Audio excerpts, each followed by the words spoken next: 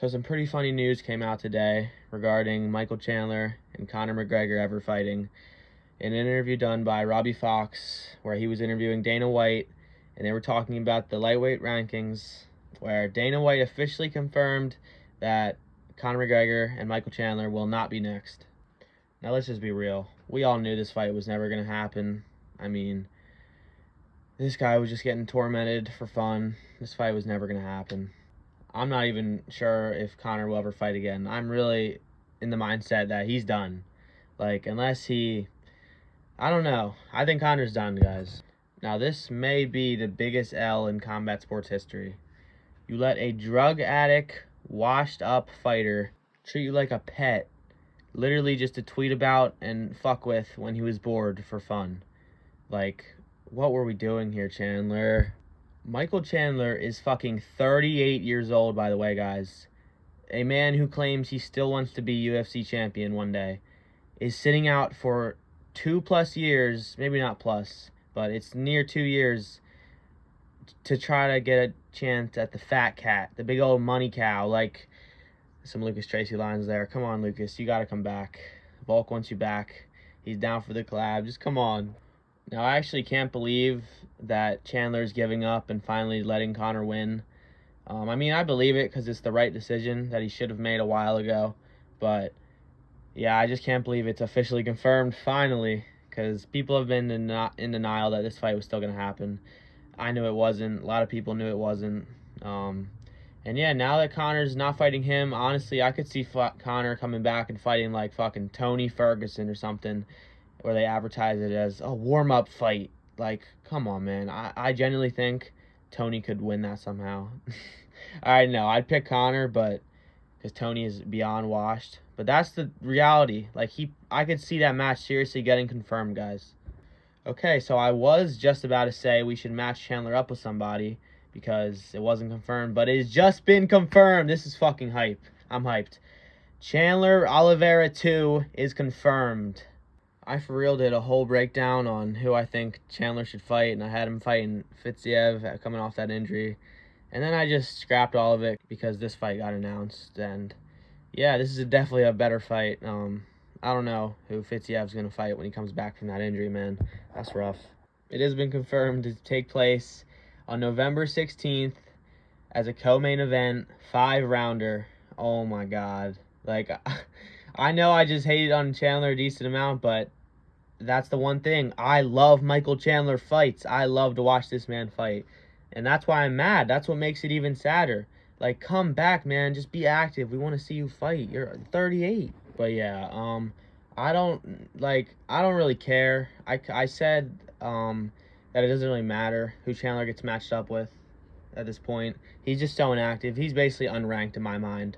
So, yeah, give him Oliveira, sure. The first fight was competitive. Both of them, almost getting finished. Chandler obviously getting finished, but Oliveira was hurt and in danger. And, yeah, obviously I don't really need to break it down. You guys know I'm going to pick Oliveira because everyone should be picking Oliveira. Come on. Oliveira's not going to lose, okay?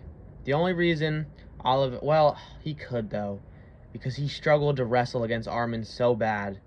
And it's not like I'm expecting him to out-wrestle anybody. He doesn't need to do that to win, but if Chandler's able to wrestle him similar to Sarukian did and just control him and elbow, and he's able to not take too much damage from Oliveira's super dangerous, elbows from the back, I think Chandler could honestly win. But the inactivity, just the depression and lack of confidence he probably has after this whole Conor shit, I don't see that happening. Bronx is going to fucking win, all right? Obviously. That's not a debate. If Bronx goes on a 2-fight losing streak, I will probably stop watching. I'm just kidding. But I honestly, when Oliveira lost to Islam, I said that's when I started to watch every single card, weekly, and pay attention to every fight on him.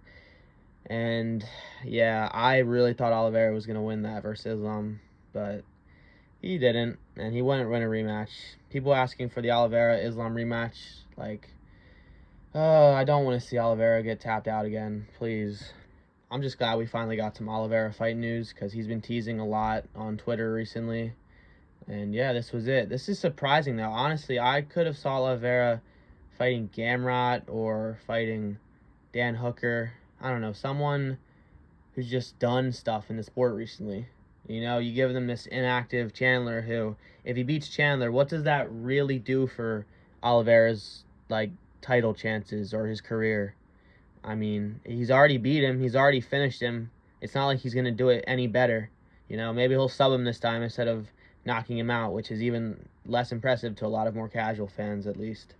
So, we'll see. Honestly, I don't care. It'll be an entertaining fight, and I'm glad it got booked. At this point in Oliveira's career, he can do whatever he wants. He can go to 170, try to kill some people there, sub Colby Covington. That'd be pretty cool to watch because I definitely would take Oliveira by subbing that. Doesn't matter his size. He's a big lightweight. Doesn't matter. Yeah, you could have matched Charles or Michael with anybody, and it would be an entertaining fight, to be real. So, you put them together, yeah, that's going to create for a really fucking fun fight. Back to Conor. We'll talk about him a little more. Yeah, this dude is a super villain. Just tormented, like, Chandler publicly online on the Contender Series. He hit him. He fucking broke him down mentally with lines like, "You'll do what you're fucking told." Like, come on, bro. So disrespectful, so mean. Like, I don't like Chandler. I think his fake personality is weird as fuck, and he acts weird. And that whole wife situation is weird. I don't have a problem with adopting black kids, obviously. That's not weird. But it makes me question, if you can have kids, why do that? I don't know. And yeah, Conor pulling out with a broken toe is just, it's disappointing. Especially with Pereira fighting like a month after he broke his toe. Or was it like 2 months after he broke his toe or something? I don't know. He broke his toe and then he fought on short notice. I know that happened. One of his short notice fights he jumped in for recently. And yeah, Conor pulled out from a fight that he's had literally a year plus to prepare for, to a minor injury like that. I mean, I know you can't fight with a broken toe, but fuck, man, how do you let your toe get broken? Come on. I do think it would be pretty stupid for Conor to take a super unnecessary risk in getting in the ring or the octagon while he's injured. But it's just disappointing for, this is like his first pullout ever, I think. It's just weird. Yeah, guys, just wanted to talk about that news and laugh at Chandler a little bit. Old man Chandler. Gotta lace up them bootstraps. Keep your word. Super fun fight news. I feel like we've been getting a lot less of that recently, so I'm glad. It's a co-main, too. It's not even like this is the co-main or the main event. We're gonna get a better main event on top of this. So that card, I think it's a fight night it's gonna be, or maybe that's the November pay-per-view. I don't even know. But we got UFC 306 Noche happening tomorrow, so I'll definitely be breaking that down, doing a reaction video to that, breaking down each fight. I guess we'll get to see if this Sphere event lives up to the hype or not. $20 million in.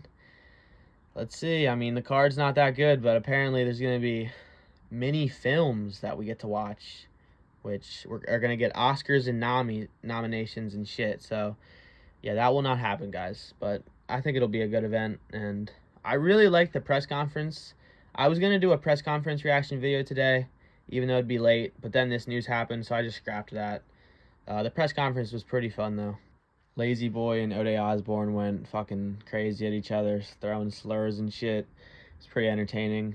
But yeah, the press conference was only 25 minutes or something. It was less than 30, I know that. Like, what the fuck? Why? Why are they putting all this money and effort and time into these press conferences, getting them all hyped up, just to last less than an hour? Like, they should be at least, like, 45 minutes, bro. At least everyone get a question. Joshua Van didn't even get one. Merab and O'Malley got, like, 2 each, and they're the fucking main event.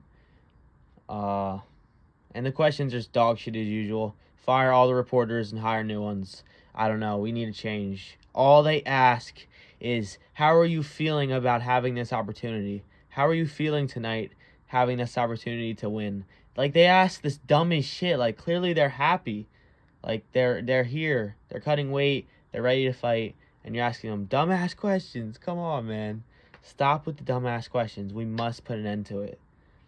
Yeah, in the press conference, other than Lazy Boy it wasn't that good, but that made it better in my eyes because most press conferences are like a 1. This one was probably like a 5 or 6 or 7.